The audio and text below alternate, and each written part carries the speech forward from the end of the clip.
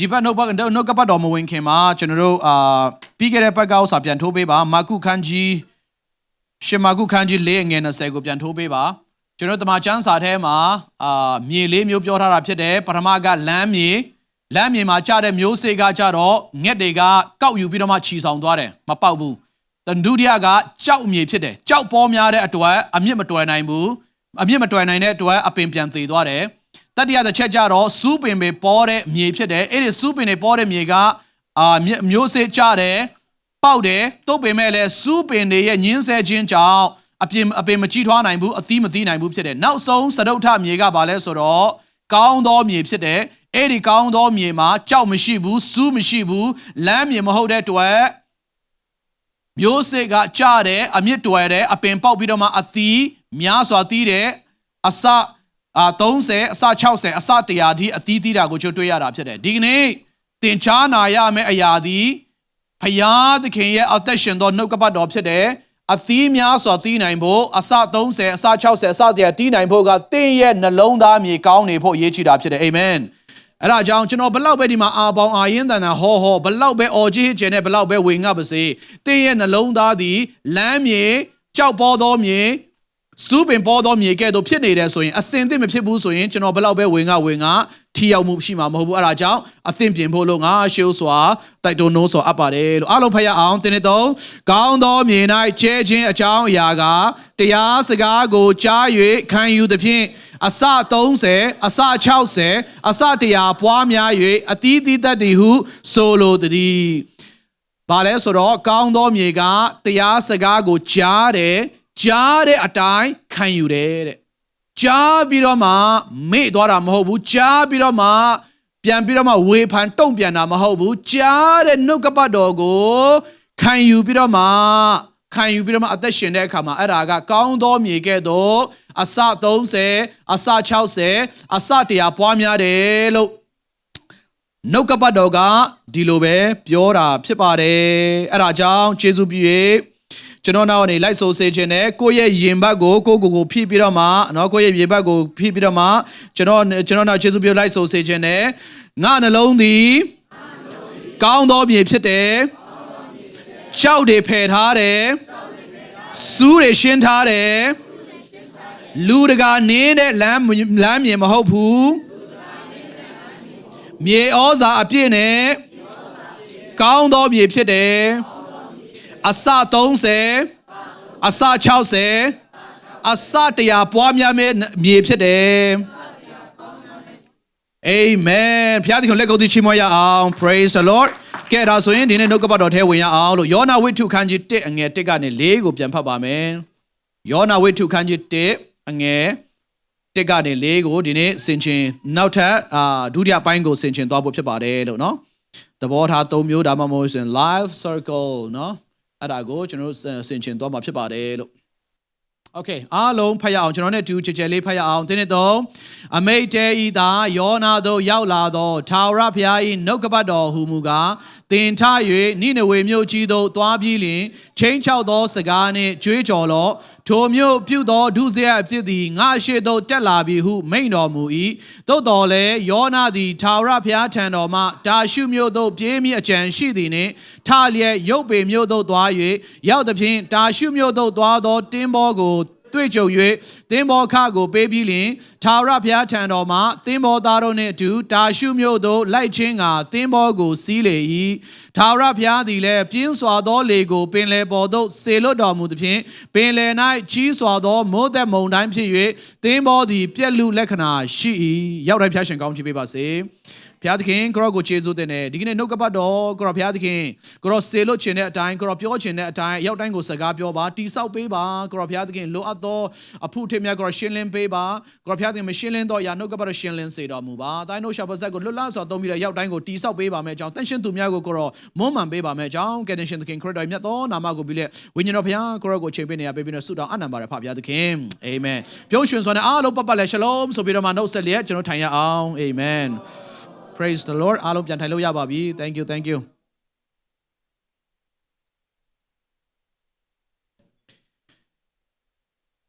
How you look at things will determine your life's happiness ဆရာကြီးတစ်ပါးကအဲ့လိုပြောတယ်ပြန်ပြောမယ်နော် how you look at things will determine your life's happiness ပြောချင်တာကဘာလဲဆိုတော့အခြေအနေကိုသင်ဘယ်လိုကြည့်တယ်လဲဘယ်လိုသုံးသပ်တယ်လဲဆိုတဲ့အရာကသင်ရဲ့ပျော်ရွှင်ခြင်းသင်ရဲ့ဝမ်းနည်းခြင်းကိုဆုံးဖြတ်သွားမှာဖြစ်တယ်တဲ့နော်ပြန်ပြောမယ်သင်ကအခြေအနေကိုဘယ်လိုသုံးသပ်ကြည့်တယ်လဲဆိုတဲ့သင်ရဲ့ perspective သင်ကြည့်ရှုခြင်းကသင်ရဲ့အသက်တာ၌ပျော်ရွှင်ခြင်းဝမ်းမြောက်ခြင်းကိုယူဆောင်လာမှာဖြစ်တယ်လို့ပြောတာဖြစ်တယ်ဒီနေ့ယုံကြည်သူများကျွန်တော်ရဲ့အသက်တာ၌ဖယားသခင်ကြည့်စေခြင်းတဲ့အတိုင်းဖယားသခင်မြင်စေခြင်းတဲ့အတိုင်းကြည်တက်မြင်တက်ကြားတက်လှုပ်တက်ဖို့ကနေ့ရက်စဉ်နဲ့အမှန်တမ်းအရေးကြီးတာဖြစ်တယ်အာမင်တေချာတာတခုကျွန်တော်ပြောရတာကတော့ဘာလဲဆိုတော့ဖယားသခင်သူ့ရဲ့သားသမီးတွေကိုနေ့ရက်စဉ်တိုင်း grumpy နော်ရှုံတွားပြီးတော့မှနေ့ရက်စဉ်တိုင်းမသွားလာစေခြင်းတာတော့သေချာတယ်ဘာကြောင့်လဲငါတို့သည်အသက်လွတ်ယုံမြမကအထူးသဖြင့်အသက်နဲ့ပြည့်စုံစေခြင်းကငါလာတယ်လို့ပြောသောအရှင်ရှုခရစ်တော်ဖယားသခင်ကသူနဲ့သွားလာတဲ့ဒီဘဝခီးစဉ်တစ်လျှောက်လုံးမှာအမြဲတမ်းသူ့ကိုယ်တိုင် focus လုပ်ပြီးတော့မှဝမ်းမြောက်သောအသက်တာနဲ့သွားလာတတ်ဖို့အရေးကြီးတာဖြစ်တယ်ဒီနေ့တော်တော်များများယုံကြည်သူများကြုံတွေ့နေရသောဝမ်းနည်းခြင်းကြောင်ကြခြင်းပူပန်ခြင်းသောကတွေအားလုံးကဖယားသခင်ထံနေလာတာတဲ့ကိုကအခြေအနေကိုဖယားသခင်မြင်စေခြင်းတဲ့ဘက်ကနေမကြည့်ဘဲနဲ့ကိုအာဇာတိသဘောကနေမြင်ခြင်းတဲ့ဘက်ကနေကိုကြည့်ခြင်းတဲ့ရှုထောင့်ဘက်ကနေကြည့်ရှုကျွန်တော်ရှုစားတဲ့အခါမှာအဲ့ဒါကများစွာမှာကျွန်တော်ရဲ့ဝမ်းမြောက်ခြင်းတွေကိုခိုးယူသွားတယ်ကျွန်တော်ငြိမ်သက်ခြင်းတွေကိုခိုးယူသွားတယ်ကျွန်တော်ဝမ်းမြောက်ခြင်းတွေကိုလုယူသွားတာကိုများစွာနေ့ရက်စဉ်တိုင်းကြုံတွေ့ရတာဖြစ်တယ်အဲ့ဒါအကြောင်းပြန်ပြောပါမယ်ဒီကနေ့ဖယားသခင်မြင်စေခြင်းတဲ့ perspective ဖယားသခင်မြင်စေခြင်းတဲ့ရှုထောင့်ကနေပြီးတော့မှမြင်တတ်ရှုစားကြည့်ရှုပြီးတော့မှခံစားတတ်ဖို့လို့ငါရောက်တိုင်းဖျားရှင်စကားပြောကောင်းချီးပေးပါစေဒီနေ့ဆရာကြီး Joel Osteen ကဒီလိုပြောတယ်ဒီမနေ့ကျွန်တော်သူ့ရဲ့ podcast ကိုနားထောင်ပြီးတော့မှခွန်အားယူတဲ့အခါမှာဒီမနေ့ခေါင်းဆောင်တွေနဲ့လည်းကျွန်တော် sharing လုပ်ထားတယ်your joy and happiness is your responsibility not someone else လို့ပြောတယ်ပြန်ပြောမယ်နော် your joy and happiness is your responsibility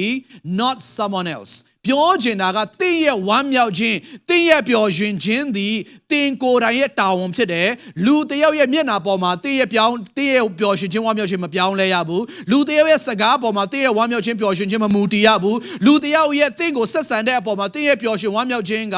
မမူတည်ရဘူးလို့ပြောတာဖြစ်တယ်အာမင်တခါတလေယုံကြည်သူတော်တော်များများကတေချာကြည့်ယုံကြည်သူတော်တော်များများကဘာလဲဆိုလူတယောက်ကသူ့ရဲ့မျက်နှာထားကဒီလိုဖြစ်သွားလို့သူကဒီလိုစကားပြောသွားလို့သူကဘယ်လိုဆက်ဆံလို့ဆိုတဲ့အပေါ်မှာကျွန်တော်ရဲ့ခံစားချက်တွေကအနစ်အမြင့်တက်လိုက်ဖြစ်တဲ့အခါမှာကျွန်တော်တို့ကဘာဖြစ်လဲဖုတ်လိုက်နော်ကျွန်တော်တို့ပူစီဖောင်းလို့ပဲနော်ဖောင်းလိုက်ပိန်လိုက်မဟုတ်ဘူးတင်းရဲ့ပျော်ရွှင်ခြင်းတင်းရဲ့ဝမ်းမြောက်ခြင်းတင်းရဲ့ငြိမ်သက်ခြင်းသည်နှုတ်ကပတ်တော်ပေါ်မှာပဲမူတည်ပြီးတော့တသမတ်တဲ့အမြဲတမ်းသွားလာတတ်ဖို့ဘုရားသခင်လိုတော်ရှိတာဖြစ်တယ်ဟာလေလုယာ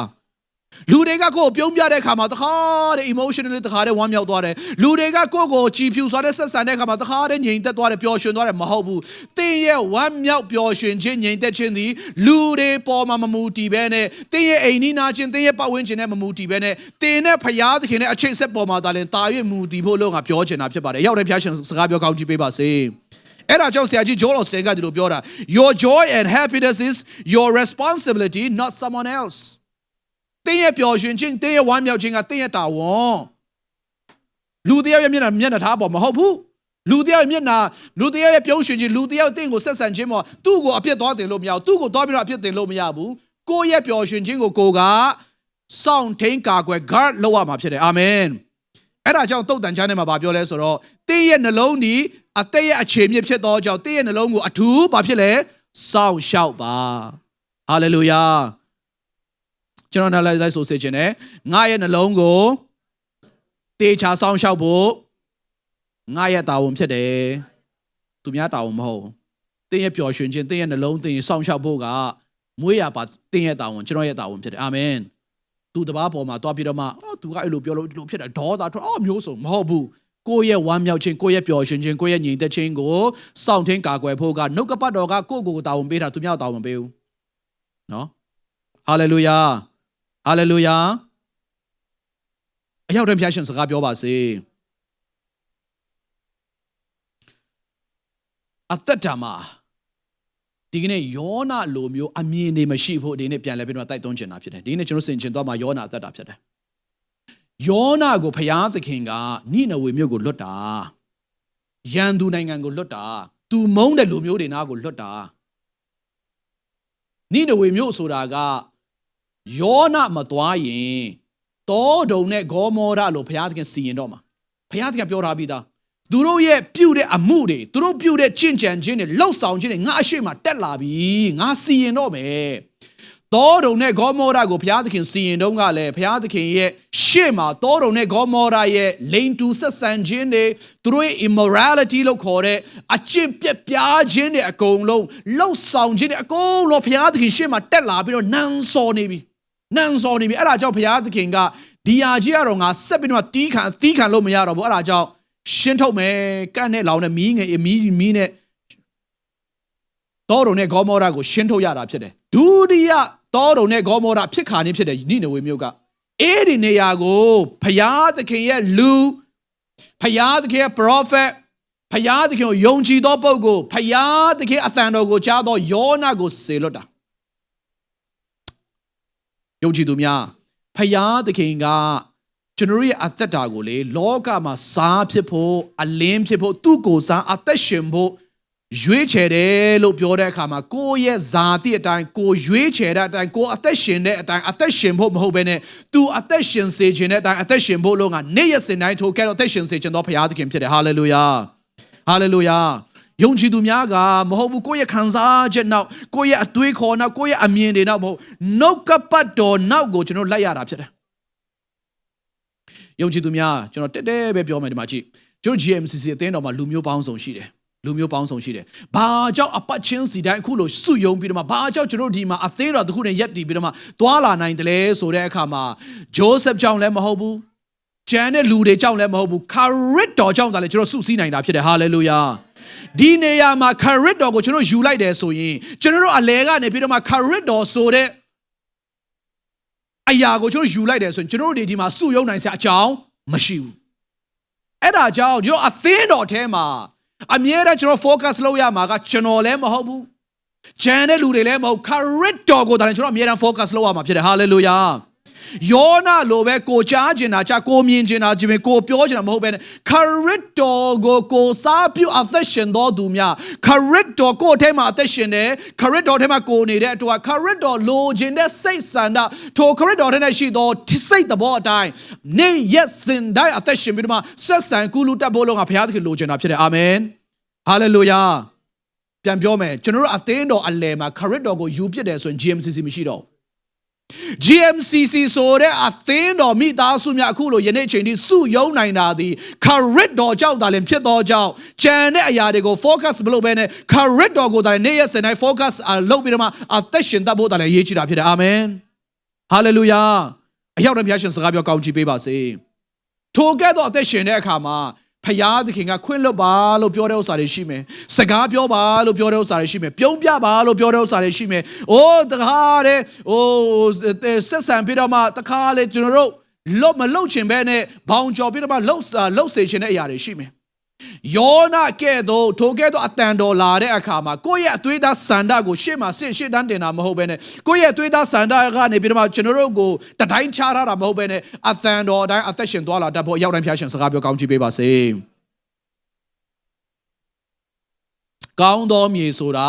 နှုတ်ကပတ်တော်ကိုနားထောင်တဲ့နှုတ်ကပတ်တော်ကိုကြားတဲ့နှုတ်ကပတ်တော်အတိုင်းအသက်ရှင်သောသူရဲ့အသက်တာဒီကောင်းသောမြေဖြစ်တယ်ခုနမှကျွန်တော်ပြောထားပြီးပြီဒီကနေ့ပြီးခဲ့တဲ့ပတ်မှာအတန်တော်နဲ့ပတ်သက်ပြီးတော့ကျွန်တော်တို့ဆင်ခြင်သွားပြီးပြီယုံကြည်သူများဒီဟာကယုံကြည်သူတယောက်ချင်းစီတိုင်းရဲ့ life circle ဖြစ်တယ်ဘဝရဲ့အကွေ့အပြောင်းပတ်လည်နေတဲ့ဘုံလိုမျိုးပေါ့နော်30ဘုံတော့မဟုတ်ဒီဘုံ3ဘုံမဟုတ်ဆိုရင်ဒီအဆင့်3ဆင့်ကိုတော့ယုံကြည်သူတိုင်းကအမြဲတမ်းဖြတ်ရတာဖြစ်တယ်ပြန်ပြောမယ်နော်ဒီအဆင့်3ဆင့်ကိုယုံကြည်သူတိုင်းကနေ့ရက်စဉ်တိုင်းဘဝမှာအမြဲတမ်းဖြတ်တန်းရတာဖြစ်တယ်နံပါတ်1ဘုရားသခင်ကသူ့ရဲ့သားသမီးတွေကိုပထမအဆင့်မှာအမြဲတမ်းအသံတော်နဲ့စကားပြောတော်ဘုရားသခင်ဖြစ်တယ်ဟာလေလုယာပြီးရင်ဒုတိယအဆင့်အသံတော်နဲ့မရဘူးဆိုရင်လက်ရာတော်နဲ့စကားပြောတော်ဘုရားသခင်ဖြစ်တယ် လက်ရတော်နဲ့စကားပြောပြီးတဲ့အခါမှာဂယုနာတော်နဲ့စကားပြောသောဘုရားသခင်ဖြစ်တယ်ဟာလေလုယာဒီယာကယုံကြည်သူများလက်ခံခြင်းလက်မခံခြင်းနေ့ရက်စဉ်တိုင်းယုံကြည်သူတယောက်ဖြစ်လာပြီဆိုရင်ကြုံတွေ့ရသောအရာဖြစ်တယ်ကျွန်တော်နောက်လိုက်ဆိုစေခြင်းနဲ့အတန်တော်နဲ့စကားပြောသောဘုရားလက်ရတော်နဲ့စကားပြောသောဘုရားဂယုနာတော်နဲ့စကားပြောသောဘုရားအာမင်အာမင်ပြီးခဲ့တဲ့ပတ်မှာအတန်တော်နဲ့ပတ်သက်ပြီးတော့မှကျွန်တော်ဆင်ခြင်ခွန်အားယူသွားပြီဖြစ်တယ်ဒုတိယတစ်ချက်မှာကြတော့လက်ရတော်နဲ့လည်းစကားပြောသောဘုရားသခင်ဖြစ်တယ်ဆိုတာကိုယုံကြည်သူများဒီကနေ့ပြန်လဲပြီးတော့ဆင်ခြင်ကြရအောင်အငယ်1မှာဒီလိုလာပါတယ်ခန်းကြီး1အငယ်1မှာအမိတ်တဲဤသားယောနာသို့ရောက်လာသောထာဝရဘုရား၏နှုတ်ကပတ်တော်ကျွန်တော်လည်းလိုက်ဆိုစေချင်တယ်ထာဝရဘုရား၏နှုတ်ကပတ်တော်ပြန်ဆိုရအောင်ထာဝရဘုရား၏နှုတ်ကပတ်တော်အတန်တော်ကိုပြောတာဖြစ်နှုတ်ကပတ်တော်လို့ပြောတဲ့အခါမှာအတန်တော်ကိုလာတာဖြစ်တယ်ကဲဒါဆိုရင်ကျွန်တော်ကြည့်ဖယားသခင်နှုတ်ကပတ်တော်လာတဲ့အခါမှာယောနာကနားထောင်သလားထွက်ပြေးသလားနားထောင်သလားထွက်ပြေးသလားယုံကြည်သူများဒီနေ့ယောနာအကြောင်းပြောတဲ့အခါမှာယောနာကိုသွားမမြင်ရအောင်စေချင်ပဲကိုယ့်ကိုယ်ကိုပြန်မြင်ရအောင်ကြည့်ကိုယ့်ကိုယ်ကိုပြန်ထိုးကြည့်သူများကိုကိုယ်အိမ်နီးနားချင်းဟိုတယောက်ဒီတယောက်ကိုသွားမမြင်ရအောင်နဲ့ကိုယ့်ကိုယ်ကိုပြန်ကြည့်ဖယားသခင်အတန်တော်လာတိုင်းယောနာလိုပဲထွက်ပြေးသလားဒါမှမဟုတ်အာဗြဟံတို့လိုပဲဟုတ်ကဲ့ကိုရောခက်ခဲပေမဲ့လည်းနာခံပါနဲ့ရှိသလားဘယ်အပေါ်များတယ်လဲထွက်ပြေးတာပုံများတယ်ယုံကြည်သူများအဲ့လိုပြောတဲ့အခါမှာယောနာလိုသူများနိုင်ငံမှာသူများအိမ်ထောင်မှာသူများမြို့မှာတရားဟောခိုင်းခြင်းမဟောခိုင်းမယ်နေ့ရက်စဉ်တိုင်း daily life မှာ daily life နေ့ရက်စဉ်တိုင်းအသက်တာမှာဘုရားသခင်ယောနာကဲ့သို့အသံတော်နဲ့အမြဲတမ်းစကားပြောသောဘုရားသခင်ဖြစ်တယ်ဟာလေလုယာနှုတ်ကပတ်တော်နဲ့ဖြစ်မယ်တခြင်းနဲ့ဖြစ်မယ်ဒါမှမဟုတ်တငယ်ချင်းနဲ့စကားပြောခြင်းရေဒီယိုကနေ YouTube ကနေအင်တာအမျိုးစုံနေ့ရက်စဉ်နဲ့အသံတော်နဲ့နိုးစော်သောဘုရားသခင်ဖြစ်တယ်အဲ့ဒီနိုးစော်တန်ကိုသင်နာမထောင်ပဲနဲ့ကိုယ့်ရဲ့အသွေးသားဆန္ဒနောက်ကိုပဲလိုက်တယ်ဆိုရင်ယောနာအကြောင်းပြောတဲ့အခါမှာယောနာကိုတော့မမြင်ရောနဲ့ကိုယ့်ရဲ့မျက်နှာကိုပြန်ပြီးတော့မြင်အောင်ရမှာဖြစ်တယ်ဟာလေလုယာဟာလေလုယာယောနာကဖယားသခင်ရဲ့အသံတော်ကြားရဲ့သားနဲ့အသံတော်လာရဲ့သားနဲ့နားမထောင်မဲနဲ့ထွက်ပြေးတဲ့အခါမှာပြီးခဲ့တဲ့ဘက်ကကျွန်တော်ပြောပြပြန်ကုန်ပေးမယ်၄ချက်ဆုံးရှုံးသွားတယ်ဘယ်နှချက်ဆုံးရှုံးသွားလဲအသက်တာမှာ၄ချက်ဆုံးရှုံးသွားတယ်ယုံကြည်သူများအဲ့ဒါယောနာအတွက်မဟုတ်ဘူးဒီနေ့တယောက်ချင်းစီတိုင်းရဲ့အသက်တာမှာ daily life မှာကြုံတွေ့ရမယ့်အရာဖြစ်တယ်ယောနာကဖယားသခင်အသံတော်လာနေတော့မှနားမထောင်မဲနဲ့ထွက်ပြေးတဲ့အခါနံပါတ်1ဘာဆုံးရှုံးသွားတယ်လဲဆိုတော့အသံတော်ဆုံးရှုံးသွားတယ်ကျွန်တော်နောက်လိုက်ဆိုစေချင်တယ်အသံတော်ဆုံးရှုံးသွားတယ်ပြန်ပြောမယ်အသံတော်ဆုံးရှုံးသွားတယ်ပရမအချိန်အတန်တော်လာတဲ့အခါမှာနားမထောင်တဲ့အခါမှာဒုတိယအချိန်အတန်တော်မလာတော့အတန်တော်မလာတော့အတန်တော်ဆုံးရှုံးသွားတယ်ပြောပြမယ်ပြီးခဲ့တဲ့ပတ်ကလေးကျွန်တော်ပြောပြီးပြီနှုတ်ကပတ်တော်ဖတ်နေကြကျမ်းစာဖတ်နေကြနော်တခြင်းနားထောင်နေကြဖယားသခင်ရဲ့အလိုတော်နဲ့အသက်ရှင်တဲ့အခါမှာလေတခြင်းနားထောင်ရင်လေအော်ဝမ်းမြောက်ပြီးငြိမ်သက်ပြီးတော့ကြည်နူးပြီးတော့အားတွေတက်နေတာကျမ်းစာဖတ်ရင်လည်းတခါတည်းဖွင့်ပြချက်တယ်လားတိန်ဆိုပြီးအိုးဒီဟာကျွန်တော်အတွက်ဒီလိုကြိုက်ပါလားအိုးဒီဟာအရန်ကြိုက်ပါလားကျမ်းစာဖတ်တဲ့အခါမှာတောက်အောက်ရှောက်ဖွင့်ပြချက်နေလာနေတာဒါပေမဲ့ကိုယ့်ရဲ့ဇာတိတိုင်းအသက်ရှင်တဲ့အခါမှာကိုယ့်ရဲ့အသွေးသားဆန္ဒတိုင်းပြောတဲ့အခါမှာကိုယ့်ရဲ့အသွေးသားဆန္ဒတိုင်းစင်ချင်လှုပ်ဆောင်တဲ့အခါမှာဟောကျမ်းစာဖတ်ပေမဲ့လည်းဝတ္ထုဖတ်တယ်လို့ပဲဘာမှမလာတော့ကျမ်းစာဖတ်လဲဘာဖြစ်လဲဆိုအိမ်မက်ထဲရောက်သွားတယ်တခါတည်းအိပ်ပျော်ခြင်းမျက်စိတွေဆက်ပြီးတော့မှအားမရတော့တခြင်းနားထောင်လဲအရင်တော့ကိုခွန်အားရပြီးတော့မျက်ရည်မျက်ခွဲနဲ့ကိုနားထောင်တဲ့တခြင်းအရင်တော့နားထောင်တိုင်းကိုယ့်ကိုအမြဲတမ်းတို့ထိတခြင်းအခုပြန်နားထောင်တော့ဘာမှမရတာမခံစားတော့အဲ့ဒါပါလဲဆိုတော့အတန်တော်တိတ်ဆိတ်သွားခြင်းရဲ့လက္ခဏာဖြစ်တယ်အတန်တော်မလာတော့ဘယ်နှယောက်ကခံစားဘူးလဲမသိဘူးနော်လက်တော့မထောင်ခိုင်းတော့ဖယားသခင်အလိုတော်အပြင်ထွက်ရင်အတန်တော်ဆုံးရှုံးတယ်ကျွန်တော်နောက်လိုက်ဆိုစေချင်တယ်ဖယားသခင်ရဲ့အလိုတော်အပြင်ထွက်ရင်အတန်တော်ဆုံးရှုံးတယ်ဒုတိယအချက်ကဝိညာဉ်ခွန်အားဝိညာဉ်အားတွေတောက်လောင်မှုတွေဆုံးရှုံးတယ်အသင်းတော်ထဲမှာ home cell တွေမသွားကျင်တော့ဘူးဆုတောင်းတွေမသွားကျင်တော့ဘူးfellowship တွေမလုပ်ကျင်တော့ဘူးအသင်းတော်မိသားစုတွေဆိုကြည့်ကိုမကြည့်ကျင်တော့ဝိညာဉ်တောက်လောင်မှုဆုံးရှုံးသွားတယ်တတိယတစ်ချက်ကဆုတောင်းခြင်းစာလောင်မှုဆုတောင်းခြင်းတကိုဆုံးရှုံးသွားတယ်ပြီးခဲ့တဲ့ပတ်မှာကျွန်တော်ကျယ်တော်ဝင်ပြောပြီးပြီဆုတောင်းခြင်းတကိုဆုံးရှုံးရင်ကျန်တာအကုန်လုံးနောက်ကနေပါလာလိမ့်မယ်ဆုတောင်းခြင်းတကိုဆုတောင်းခြင်းအချိန်ကြာလို့မရအောင် ကျန်တာနောက်ကနေလိုက်လာမှာအနောက်ကနေလိုက်လာမှာမပူနဲ့နော်ကျွန်တော်ပြောနေကြဟောနေကြမလို့မယုံရင်စမ်းကြည့်စုမတောင်းပဲနေကြည့် fellow မရှိမလုပ်ပဲနေကြည့်ဖျားเจ้าနော်အသင်းတော်မိသားစုတွေနဲ့တိုက်တိုက်ဝန်းဝန်းမလုပ်ပဲနေကြည့်တဖြည်းဖြည်းခန်းချောက်မလာမယ်အဲ့ဒီခန်းချောက်လာတဲ့အခါမှာလူတွေရဲ့အဖြစ်ကိုတဖြည်းဖြည်းမြင်လာမယ်လူတွေအားနဲ့ချက်ကိုတဖြည်းဖြည်းမြင်လာမယ်လူတွေရဲ့ပျော့ကွက်တွေကိုတဖြည်းဖြည်းမြင်လာပြီးတော့မှလူတွေကကိုယ့်အတွက်ထောင်ချောက်လို့ပြန်ဖြစ်လာပြီးနောက်ဆုံးတဖြည်းဝင်ခန်းချောက်လာမှာဖြစ်တယ်အဲ့ဒါဘာကြောင့်လဲခုနဆရာကြီး Joel Austin ပြောတဲ့အတိုင်းပဲတင်းရဲ့ပျော်ရွှင်ခြင်းတင်ကမထိန်ထားလို့တင်းရဲ့ဝမ်းမြောက်ခြင်းတင်ကမထိန်ထားလို့ဖယားသခင်နဲ့တင်ရဲ့ချိတ်ဆက်မမိတဲ့အခါမှာလူတကာကတင်သွဲစူးညောက်ခလုတ်တွေဖြစ်လာကိုယ့်ရဲ့ဝမ်းမြောက်ခြင်းကိုယ့်ရဲ့ပျော်ရွှင်ခြင်းကိုယ့်ရဲ့ဝိညာဉ်ရဲ့အသက်တာကိုကိုယ်ကပဲထိန်းသိမ်းရမှာဖြစ်တယ်အာမင်အရောက်တိုင်းဖျားရှင်ကောင်းပြီးပေးပါစေနောက်ဆုံးမှာ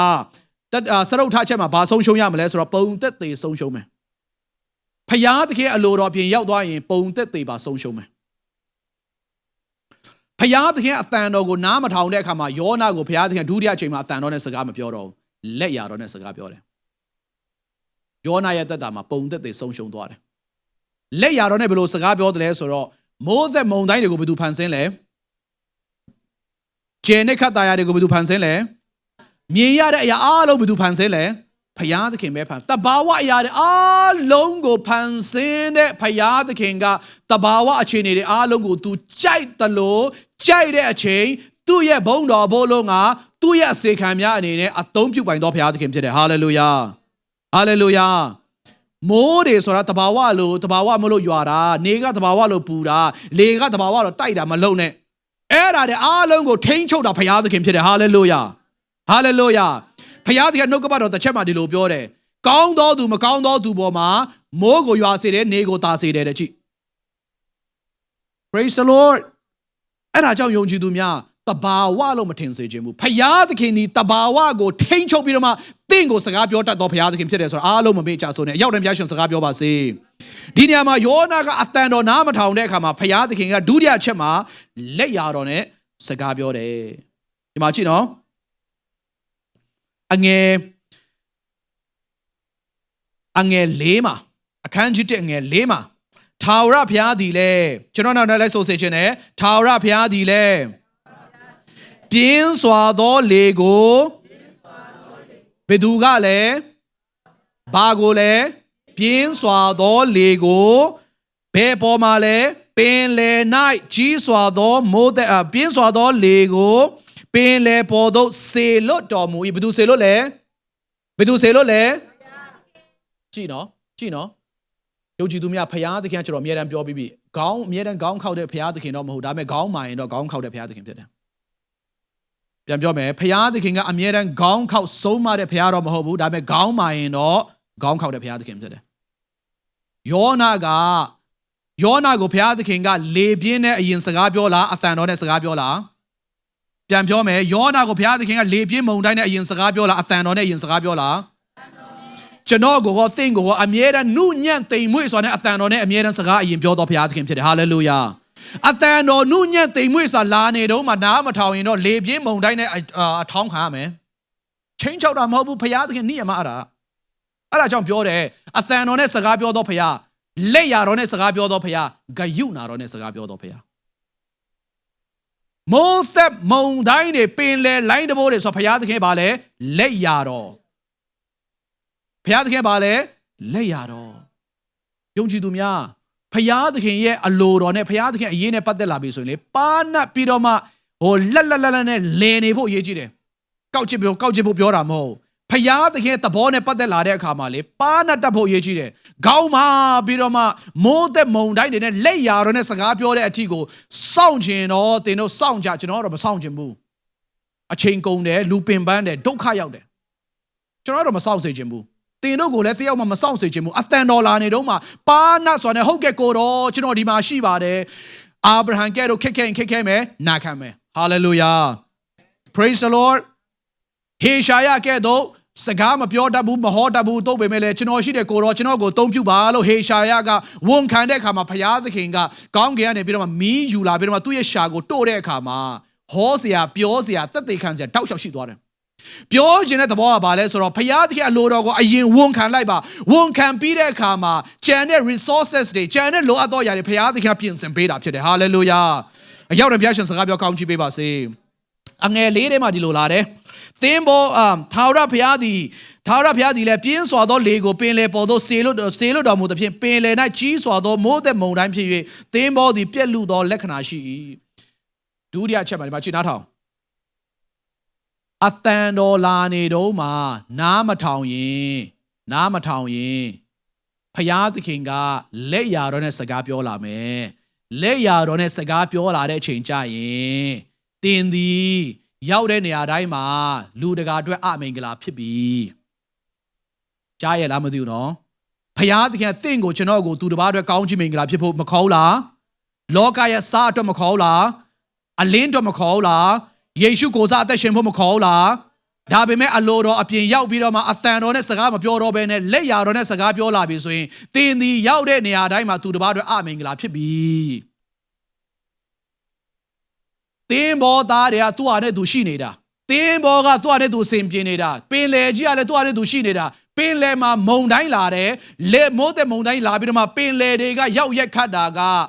tabawa be so jaung le ma ho bu jan de kat so jaung le ma ho bu kat so ko te saw la de yona jaung phit de so a long na le ya da phit de praise the lord ယုံကြည်သူများတင့်ရဲ့အသက်တာသည်ဖျားသခင်အသုံးပြုသောဖျားသခင်ကောင်းချီးမင်္ဂလာစီးဆင်းလို့ရသော channel ဖြစ်လို့ရတယ်လို့ပဲအစိတ်ရစီးဆင်းလို့ရသောအလည်းဖြစ်သွားနိုင်တာဖြစ်တယ်နားလည်ဖို့ရောက်တိုင်းဖျားရှင်စကားပြောပါစေအဲ့ဒါကြောင့်ယုံကြည်သူများနေ့ရက်စဉ်တိုင်းကျွန်တော်တို့အသက်တာတွေသူတစ်ပါးအတွက်ကောင်းချီးမင်္ဂလာပဲဖြစ်ပါစေယောနာကဲ့သို့လက်ရာတော်နဲ့စကားပြောခံတော့အသက်တာမဖြစ်ဖို့လို့ငါအရောက်တိုင်းကိုတိုက်တွန်းတာဖြစ်တယ်အရောက်တိုင်းဖျားရှင်ကောင်းချီးပေးပါစေကြည့်နော်အငယ်လေးကိုဆက်ဖတ်ပါမယ်ပင်လယ်၌ကြီးစွာသောမိုးတဲ့မုန်တိုင်းဖြစ်၍သင်းမောသည်ပြက်လူလက္ခဏာရှိထိုအခါသင်းမောသားတို့သည်ကြောက်ရွံ့၍အသီးမိမိတို့ဖျားကိုအော်ဟစ်ကြ၏သင်းမောပေါ့စေခြင်းကဝန်များကိုလည်းပင်လယ်ထဲသို့ပြစ်ချကြ၏ယောနာမူကားသင်းမောဝန်းထဲသို့ဆင်း၍အိပ်ပျော်လျက်နေ၏ကျွန်တော်နောက်လိုက်ဆိုစေခြင်းနဲ့ယောနာမူကားသင်းမောဝန်းထဲသို့ဆင်း၍အိပ်ပျော်လျက်နေ၏ဆုတောင်းရမှာကလောကသားတွေလားဖျားသားတွေလားဟဲ့ကြကြလဲဆိုကြကြလဲဖူထူပေးပါဆုတောင်းရမှာကလောကသားတွေလားဖျားသားတွေလားတာ၍အော်ဟစ်ရမှာကဖျားသားတွေလားလောကသားတွေလားဖျားသားတွေကတာ၍အော်ဟစ်ဆုတောင်းရမှာဖြစ်တယ်ဖျားသခင်တာ၍လုံးပန်းရမှာဖြစ်တယ်ဒီနေရာမှာဖျားသားဖြစ်တဲ့ယောနာကဘာလုပ်လဲအိပ်ပြောနေတယ်ကြည့်နော်တင်ကစုတောင်းတဲ့ချိန်စုလည်းမတောင်းတော့ဘူးတောက်လောင်တဲ့ချိန်မတောက်လောင်တော့ဘူးလှုပ်ဆောင်တဲ့ချိန်လည်းမလှုပ်ဆောင်ခြင်းတော့ဘူးပေးကမ်းတဲ့ချိန်ကျရင်လည်းမပေးခြင်းတော့ဘူးသင်ရဲ့ဝိညာဉ်ရဲ့အသက်တာကပြောင်းပြန်ဖြစ်ပြီဆိုရင်ယုံကြည်သူများသင်ဒီအတန်တော်နားမထောင်တာတော့သိချနေပြီလက်ရတော့မကြခင်လာတော့မယ်ချင်းချောက်တာမဟုတ်ပါဘူးလက်ရတော့မကြခင်လာတော့မယ်အားလုံးနားထောင်စေခြင်းနဲ့အရောက်တန်းဖျားရှင်စကားပြောကောင်းချီးပေးပါစေအရောက်တန်းဖျားရှင်စကားပြောကောင်းချီးပေးပါစေဖျားသားတွေကအော်ဟစ်ရမှာဖျားသားတွေကဆုတောင်းရမှာဖျားသားတွေကပုံသစ်တွေဖြစ်ရမှာဒါပေမဲ့ဒီနေရာမှာယောနာကပုံသစ်တွေဖြစ်လားမဖြစ်ဘူးဆက်ဖတ်မယ်သင်္ဘောတကြီးဒီလာ၍အိုးအိပ်ပျော်သောသူကျွန်တော်လည်းလိုက်ဆိုစေချင်တယ်အိပ်ပျော်သောသူပြန်ဆိုရအောင်ယုံကြည်သူများသင်ကအိပ်ပျော်နေဖို့ဘုရားသခင်လောကမှာထားတာမဟုတ်ဘူးစားကဲတော့အလင်းကဲတော့တောက်ပပြီးတော့မှလင်းနေဖို့လူတွေကသင်ရဲ့အသက်တာကိုကြည့်ပြီးတော့မှဖတ်လို့ရသောစာဖြစ်ဖို့ရည်ကြည်တာဖြစ်တယ်အာမင်ရှင်ပေါလုကဒီလိုပြောတယ်ကျွန်တော်ရဲ့အသက်တာနေ့ရက်စဉ်တိုင်းစကားပြောခြင်းကြင်ကြံပြုမှုခြင်းလှုပ်ဆောင်သောအရာအားလုံးကလူတွေကကိုယ့်ရဲ့အသက်တာကိုကြည့်တာနဲ့ဖတ်လို့ရသောစာဖြစ်ဖို့ရည်ကြည်တာဖြစ်တယ်ဟာလေလုယာကိုကြည့်တာနဲ့တခါတည်းစိတ်ဓာတ်ကျသွားတာမျိုးကိုနဲ့စကားပြောတာနဲ့တခါတည်း negative ဝင်သွားတာမျိုးကိုနဲ့ပေါင်းဖော်တာနဲ့တခါတည်း depression ဝင်သွားတာမျိုးကိုနဲ့ဆက်ဆံတာနဲ့တခါတည်းအမြင်တွေပြောင်းသွားတာမျိုးမဟုတ်ဘဲနဲ့ကိုကအသက်ရှင်ပြီးတော့မှလူတွေဖတ်လို့ရသောအသက်ရှင်သောစာဖြစ်ဖို့လို့ငါကိုနဲ့ဆက်ဆံပေါင်းဖော်သောသူတိုင်းဒီတာ၍ encourage တာ၍အားတက်ဖို့လို့ငါတင့်ကိုလောကမှာ courage တော်ကိုစသက်ရှင်ခိုင်းတာဘုရားသခင်ရောက်တိုင်းကိုတဲ့စကားပြောပါစေအရောက်တိုင်းဘုရားရှင်စကားပြောပါစေတခါတည်းလူတွေရှိတယ်ကိုကနဲ့ကိုအကောင်းသားဒါမဲ့ဟိုတယောက်နဲ့စကားပြောတဲ့အခါမှာတခါတည်း negative အတွေးခေါ်တွေဝင်ပြီးတော့အမြင်တွေအကုန်လုံးပြောင်းသွားတာတွေရှိတယ်အသင်းတော်10နှစ်ကာလပတ်လုံးမှာဒါတွေခဏကျွန်တော်ကြုံတယ်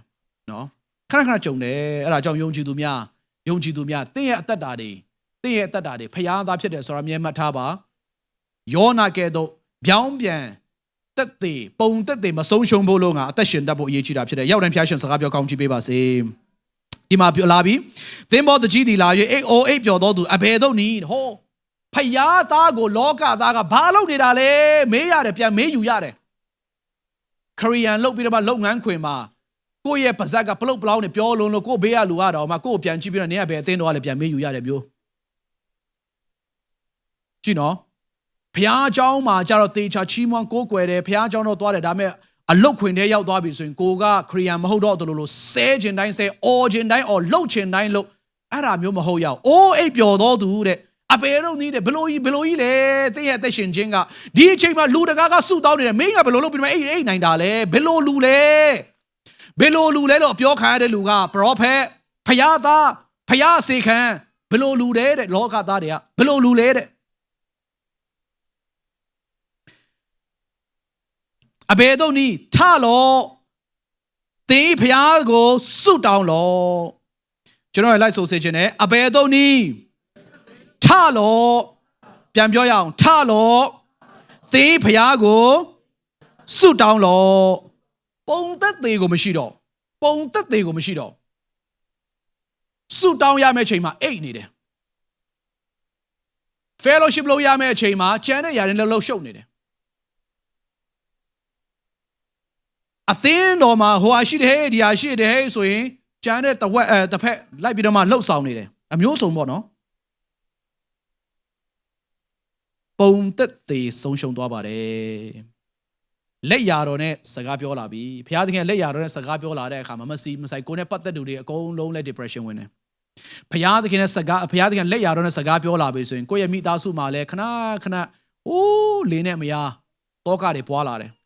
ဘုရားသခင်လက်ရတော်နဲ့စကားပြောလာပြီဆိုရင်တခါတဲ့ဝင်ငွေတွေလည်းမလောက်နိုင်တော့ဘုရားသခင်လက်ရတော်ကစကားပြောလာပြီဆိုရင်အရင်တော့ကအစဉ်ပြေနေတဲ့ဥစ္စာတွေအားလုံးကဖုတစ်ပြီးတော့မှဂလန့်တွေဖြစ်လာတယ်ဘုရားသခင်လက်ရတော်ကစကားပြောလာပြီဆိုရင်ကိုယ့်ရဲ့ကြားမှာနေထိုင်တဲ့ကောင်းနေတော့ဘာမှမဟုတ်တာနဲ့လဲဟိုအကိုက်ဒီယာနာဟိုအဖြစ်ဘုရားသခင်လက်ရတော်နဲ့စကားပြောလာပြီဆိုရင်ကိုယ့်ရဲ့သားသမီးရဲ့လိမ်မာနေကြအမျိုးစုံဖြစ်လာတယ်ကိုယ့်ရဲ့သားသမီးတွေကြားမှာနေကြခဏဝန်းလျှောတဲ့ခေါင်းအမျိုးစုံဖယားတဲ့လက်ရတော်ကစကားပြောလာပြီဆိုရင်အမျိုးဆိုအစဉ်ပြေနေတဲ့ဥစ္စာတွေအားလုံးမဟုတ်တဲ့မုံတိုင်းဖြစ်လာတယ်အဲ့ဒါမျိုးဆိုရင်ယုံကြည်သူများကိုတော့မကြည့်နဲ့ကိုယ့်ရဲ့အတွင်းလူကိုစစ်ဆေးပြီးတော့မှငါဒီဖယားတဲ့အတန်တော်ကိုနားထောင်ပြီးတော့အသက်ရှင်တော်သူလားဒါမှမဟုတ်ရင်ကိုယ့်ရဲ့ဇာတိအတိုင်းပဲပြောတော်သူလားအသက်ရှင်တော်သူလားလှုပ်ဆောင်တော်သူလားဆိုသူများကိုတော့မကြည့်နဲ့ကိုချင်းချိန်ထိုးပြီးတော့မှဖယားသခင်နဲ့တဲ့မှဖို့အချိန်ရောက်နေပြီဆိုအားလုံးကိုတိုက်တွန်းခွန်အားပေးကြတာဖြစ်တယ်ရောက်တယ်ဖယားရှင်စကားပြောကောင်းကြည့်ပေးပါစေဟာလေလုယာဘာကြောင့်လဲတဘာဝတရားတဲ့အကုန်လုံးကိုထိန်းချုပ်တော်ဘုရားသခင်ဖြစ်တယ်အာမင်တင်းရဲ့ supervisor ကိုလည်းထိန်းချုပ်တော်ဘုရားဖြစ်တယ်တင်းရဲ့ manager ကိုလည်းထိန်းချုပ်တော်ဘုရားသခင်ဖြစ်တယ်တင်းရဲ့လုပ်ငန်းကိုင်ငန်းကိုလည်းထိန်းချုပ်တော်ဘုရားသခင်ဖြစ်တယ်တင်းရဲ့ကားကိုလည်းထိန်းချုပ်တော်ဘုရားသခင်ဖြစ်တယ်တင်းရဲ့မိသားစုကိုလည်းထိန်းချုပ်တော်ဘုရားသခင်ဖြစ်တယ်ဟာလေလုယာကိုကဘုရားနဲ့အမြဲတမ်းမှန်နေတယ်ဆိုရင်လေအလိုလိုနဲ့ဘုရားသခင်မျက်နှာသားကိုလွမ်းခြုံလာတယ်ဆိုရင်လုံးဝအစင်မချောတဲ့အရာတွေအားလုံးလည်းအစင်ချောစေတဲ့ဘုရားသခင်ဖြစ်တယ်။ဟာလေလုယာ။ကိုယ့်ရဲ့ supervisor ကိုဘယ်တော့မှမချစ်ဘူး။ကိုယ့်ရဲ့ manager ကိုဘယ်တော့မှကြည့်လို့မရဘူး။ဒါပေမဲ့သင်ကဘုရားနဲ့မှန်ကန်မှာဘုရားသခင်အဲ့ဒီအရာတွေကို fix လုပ်ပေးလိမ့်မယ်။အာမင်။ဟာလေလုယာ။ကိုကလူကိုပဲကြည့်တာလေလူကိုပဲကြည့်တာမဟုတ်ဘူးကျွန်တော်အများအားပြောပြကျွန်တော် focus လုပ်ရမှာ credit တော်ကိုပဲ focus လုပ်ရမှာဖြစ်တယ် praise the lord hallelujah ယောနာလိုဖယားသခင်ရဲ့လက်ရာတော်ကိုမဆောင်ဘဲနဲ့အသံတော်လာနေတော့မှပါနတ်စွာနဲ့လိမ္မာစွာနဲ့ပေါ့ပါစွာနဲ့နားထောင်တတ်တော်သူဖြစ်ဖို့ရောက်တိုင်းဖျားရှင်စကားပြောကောင်းချီးပေးပါစေအခန်းငယ်ခွန်ရောက်ပါပြီအခန်းငယ်6ထဲမှာရှိနေပါတယ်တင်းဖျားသခင်ကိုဆုတောင်းလောငါတို့အသက်လွတ်စေခြင်းကထိုဖျားသည်ငါတို့ကိုအောက်မေ့ကောင်းအောက်မေ့လိမ့်မည်ဟုဆို၏နောက်တဖန်သူတို့ကလာကြအဘယ်သူရဲ့ပြစ်ကြောင့်ဟောအဘယ်သူရဲ့ပြစ်ကြောင့်အမှုရောက်ဒီကိုငါတို့သိမြဲကြောင်းစရေးတံချကြကုန်အောင်တိုင်ပင်၍စရေးတံချလျင်ယောနာ၌စရေးတံချတယ်ဖျားသားသမီးတွေကဟန်ဆောင်တာအရန်ကောင်းတယ်ကိုကဖျားသခင်နဲ့မမှန်ဘူးဆိုတာသိနေလေဝန်မခံခြင်းဒီနေရာမှာမိုးသက်မုန်တိုင်းကယောနာကြောင့်ဖြစ်တယ်ဆိုတာယောနာကသိတယ်ဟိုလူတွေဘာမှမသိဘူးတင်းဘောဘာကြောင့်ဒုက္ခရောက်တယ်လဲဆိုတာယောနာကကောင်းကောင်းသိတယ်ဟိုလူတွေဘာမှမသိဘူးဘာကြောင့်အချိန်တွေအကုန်လုံးရောက်ရက်ခတ်ပြီးတော့မှမိုးသက်မုန်တိုင်းရောက်မဲ့အချိန်လည်းမဟုတ် ယာဒီသူကဆိုးမဲ့ချိန်လည်းမဟုတ်ယာဒီထဆိုးလာတယ်မိုးတဲ့မုန်တိုင်းထပြီးတော့မှဝင်လာတယ်ယောနာကဘယ်သူကြောင့်လဲဆိုတော့ကောင်းကောင်းသိတယ်ဒါပေမဲ့ဝန်မခံချင်ဘူးယုံကြည်သူများတခါတည်းကိုယ်တွေကအမျိုးစုံဖြစ်နေပြီကိုယ့်ရဲ့အတွင်းဝိညာဉ်ထဲမှာတော့သိနေပြီဒါပေမဲ့ပါဇက်ကဘယ်တော့မှဝန်မခံချင်ဘူးရှိတယ်ယုံကြည်သူများကျွန်တော်တဲ့တဲ့ပဲအားပေးတာနော်ဘာကြောင့်ဖြစ်ပြီလဲဆိုတာအုံနောက်ကလက်မခံနိုင်ပေမဲ့အတွင်းဝိညာဉ်ကသိနေပြီဖျားသခင်ကအတွင်းဝိညာဉ်ထဲမှာစကားပြောတော့ဖျားဖြစ်တာဟုတ်ဟာလေလုယာအဲ့ဒါကိုလောကသားတွေကအောသဘစိတ်လို့ခေါ်တယ်နော်အောသဘစိတ်လို့ခေါ်တယ်ဖျားသားသမီးကတော့အတွင်းလူအတွင်းသက်သေဖြစ်တယ်လို့ကျွန်တော်ခေါ်ရတာဖြစ်တယ်အတွင်းလူအတွင်းသက်သေနဲ့ဖျားသခင်စကားပြောလာတဲ့အချိန်ကြရင်သင်ကဘယ်သူမှလိန်လို့မရအောင်ဖျားကိုလည်းလိန်လို့မရအောင်အဲ့ဒါကြောင့်ထိုကဲ့သို့အတန်တော်လာနေတော့မှအတန်တော်အတိုင်းအသက်ရှင်တတ်တော်သူတာ၍ဖြစ်ဖို့လုံးကအရေးကြီးတာဖြစ်တယ်ရောက်တိုင်းဖျားရှင်စကားပြောကောင်းကြည့်ပေးပါစေခက်တာကယောနာလိုပဲဟိုးရှောင်းဒီရှောင်းဟိုးရှောင်းဒီရှောင်းဖျားကိုရှောင်လို့မရအောင်ကျွန်တော်နောက်လိုက်ဆိုစေချင်တယ်ဖျားသခင်ကိုရှောင်လို့မရဘူးဖျားသခင်ထံကနေထွက်ပြေးလို့မရဘူးဖျားသခင်ထံထွက်ပြေးဖို့မကြိုးစားနဲ့ထွက်ပြေးလို့မရအောင်လုံးဝထွက်ပြေးလို့မရအောင်အဲ့ဒါကြောင့်ယုံကြည်သူများအတန်တော်လာနေတော့မှအတန်တော်တိုင်းအသက်ရှင်ပြီးတော့မှဖျားသခင်ပုံတရံကိုဆောင်ပြီးတော့မှဖျားသခင်ဘုံထင်ရှားစေသောသားသမီးများဖြစ်ဖို့အမတန်မှအရေးကြီးပါတယ်ဖျားသခင်ကတင့်ကိုသူနဲ့သူ့ရဲ့တရားနဲ့ဖန်ဆင်းထားတာမလို့သူ့ရဲ့အလိုတော်တိုင်းအသက်ရှင်လျက်တင့်ရဲ့ပတ်ဝန်းကျင်အတွက်တင့်ရဲ့အသင်းတော်အတွက်ဘုရားသခင်နိုင်ငံတော်အတွက်ပျောက်ဆုံးခြင်းများစွာအတွက် missionary များအတွက်သာသနာလုပ်ငန်းအတွက်တင့်ကိုကောင်းကြီးဖြစ်စေခြင်းတော်ဘုရားသခင်ဖြစ်ပါတယ်။အဲ့ဒါကြောင့်ကိုယ့်ရဲ့ဇာတိအတိုင်းမပြောဘဲနဲ့ကိုယ့်ရဲ့ဇာတိအတိုင်းအသက်မရှင်ဘဲနဲ့ကိုယ့်ရဲ့ဇာတိအတိုင်းပဲမဆုံးဖြတ်ဘဲနဲ့ကိုယ့်ရဲ့ဇာတိအတိုင်းမလှုပ်ဆောင်ဘဲနဲ့ဘုရားသခင်လှုပ်ဆောင်ခြင်းတဲ့အတိုင်းလှုပ်ဆောင်ပြီးတော့မှဘုရားသခင်ပြောစေခြင်းတဲ့အတိုင်းပြောပြီးတော့မှဘုရားသခင်အသက်ရှင်စေခြင်းတဲ့အတိုင်းအသက်ရှင်ပြီးတော့မှဘုရားဘုန်းဆောင်တော်သူများဖြစ်ဖို့အမတန်မှအရေးကြီးတာဖြစ်ပါတယ်။ဆရာမကြီး Joyce Meyer ပြောတဲ့ဥစ္စာနဲ့အဆုံးသတ်ပါမယ်လို့เนาะပြီးခဲ့တဲ့ပတ်ကလည်းပြောပြီးပြီ။ဆရာမကြီး Joyce Meyer ကဒီလိုပြောပါတယ်။ God works and speak you through your spirit and Satan works through your flesh. စာတန်ကသင်ရဲ့အသွေးအသားကိုအမိပြုတ်ပြီးတော့မှသင်ရဲ့အသက်တာမှာအလုံးလုံးမှာဖြစ်တယ်လို့ဖျားသခင်ကသင်ရဲ့အတွင်းဝိညာဉ်ထဲမှာစကားပြောတော့ဖျားသခင်ဖြစ်တယ်။ဖျားသခင်ကသင်ရဲ့အတွင်းဝိညာဉ်ထဲမှာစကားပြောပြီဆိုရင်ဒီအတန်တော်ကိုနားထောင်တတ်ဖို့ဒါရွေးအရေးကြီးတာဖြစ်တယ်။ဟာလေလုယာ။အဲ့ဒါမဟုတ်ဘဲနဲ့စာတန်စကားပြောခွင့်မလုပ်ပါနဲ့စကားမပြောပါနဲ့နေအဲ့လိုပြန်ပြောလိုက်နေအဲ့လိုပြန်တုံ့ပြန်လိုက်ဆိုတဲ့အရာတွေအားလုံးကအပြင်ပန်းတဲ့အသွေးအသားကနေစာတန်ရဲ့လုံဆော်စကားပြောခြင်းဖြစ်သောကြောင့်အသွေးအသားဆန္ဒနောက်ကိုမလိုက်ဘဲနဲ့အတွင်းဝိညာဉ်ကဖျားသခင်အတန်တော်နောက်ကိုလိုက်တတ်တော်သူဖြစ်ဖို့ဒါရွေးအရေးကြီးတာဖြစ်တယ်။အာမင်။ဟာလေလုယာအဲ့ဒါကြောင့်ယုံကြည်သူများဒီကနေ့ဖျားသခင်ရဲ့အတန်တော်လာတဲ့အခါမှာအတန်တော်တိုင်းအသက်ရှင်လျက်ဖျားသခင်လက်ရာတော်လာတဲ့အခါမှာလဲပုံရှောင်ပြီးတော့မှယောနာကဲ့သို့ဝန်မခံမဲနဲ့သူများကကိုယ့်ကိုဖမ်းတဲ့အထိတခါတည်းဒူးထောက်ပြီးတော့မှဝန်ခံရတဲ့အထိမဆောင်မဲနဲ့လိမ္မာပါနာစွာနဲ့သက်ရှင်တတ်ဖို့အရေးကြီးတာဖြစ်တယ်ဟာလေလုယာနောက်ဆုံးအနေနဲ့ယောနာကထွက်ပြေးသိမ်းရှောင်ပြီးတော့မှဝန်မခံခြင်းပေးမဲ့လေနောက်ဆုံးငါးကြီးဝန်းထဲမှာ3ရက်မြောက်နေ့မှာဒူးထောက်ပြီးတော့မှဝန်ခံရတာပဲယုံကြည်သူများဖယားသခင်နဲ့အဖက်လုပ်ပြီးတော့မှပြိုင်လို့မရအောင်ဖယားသခင်ထမ်းနေလဲထွက်ပြေးလို့မရအောင်ဖယားသခင်မျက်ကွယ်မှာလဲကျွန်တော်နေလို့မရအောင်အဲ့ဒါကြောင့်ဖယားသခင်လှုပ်စေခြင်းသောအရာကိုဒူးထောက်ပြီးတော့မှမျက်ရည်နဲ့ပြန်ပြီးတော့မှတောင်းပန်ပြီးတော့မှပြန်လှည့်ပြီးတော့မှလှုပ်ရတာတဲ့အတန်တော်လာနေတော့မှလိမ္မာပါနာစာလှုပ်ဆောင်တတ်ဖို့တော်သူများဖြစ်ဖို့အရေးကြီးတာဖြစ်တယ်ဟာလေလုယာတခုတော့ရှိတာပေါ့လက်ရာတော်နဲ့စကားပြောပြီးတော့မှထူးချင်တယ်ဆိုရင်တော့ယောနာလိုပဲငါဟိုမှာပင်လယ်နဲ့ဆုံရောက်တဲ့ချိန်လည်းရှိမှာပေါ့အဲ့ဒါတော့ကျွန်တော်မတွေ့ကြုံချင်းပါဘူးမဟုတ်လားပင်လယ်ရဲ့အနက်ဆုံးထိလည်းရောက်သွားတယ်ငါးကြီးဝန်းထဲမှာလည်း3ရက်နေလိုက်ရတယ်ပြီးရင်လည်းခက်ခဲကြမ်းတမ်းမှုများစွာ3ရက်လုံးခံစားပြီးမှပဲပြန်ပြီးတော့မှကိုတော်ရဲ့သွားပါတော့မယ်ဆိုမှပဲကမ်းပေါ်ဘုရားသခင်ပြန်တင်ပေးတယ်အဲ့မှာပဲပြန်သွားတယ်ပြောချင်တာအဝေးချန်နည်းနည်းထပ်ပြောမယ်နော်နည်းနည်းထပ်ပြောမယ်ဘုရားသခင် second chance လို့ပေးတော့ဘုရားသခင်ဖြစ်တယ် ကျွန်တော်နဲ့လိုက်ဆိုပေးပါဖခင်သခင်သည်အမြဲတမ်း second chance ပေးတော့ဖခင်သခင်ဖြစ်တယ်အမြဲတမ်းသားသမီးတွေကို second chance ပေးတယ်ယောနာကိုလည်း second chance ပေးတယ်ငါကြီးကကမ်းပေါ်မှာအန်တယ်နိနေဝေမြို့ကိုသွားတယ်ဒါပေမဲ့နိနေဝေမြို့ရောက်တဲ့အခါမှာ the same problem သူ့ရဲ့ mental သူ့ရဲ့ခံယူချက်သူ့ရဲ့အမြင်တွေသူကြည့်တဲ့အရာကမမှန်တဲ့အခါမှာ the same problem သူ့မှာပြန်ကြုံရတယ်ဘာကြုံရတယ်လဲဖယားသခင်ကအဲ့ဒီယောအရင်ဝေမျိုးကိုတရားဟောဖို့ပြောတာ तू ကခဏလေးပဲတရက်ပဲဟောပြီးတော့မှအဲ့ဒီမြို့ဆိုမှရှိတဲ့တနေရာမှာကြည်ပြီးတော့မှကန့်ငရဲကြလာဖို့ကန့်နဲ့လောက်တော့မီးငရဲကြလာဖို့စောင့်နေတာဖယားသခင်ပြန်ဆန်းတယ်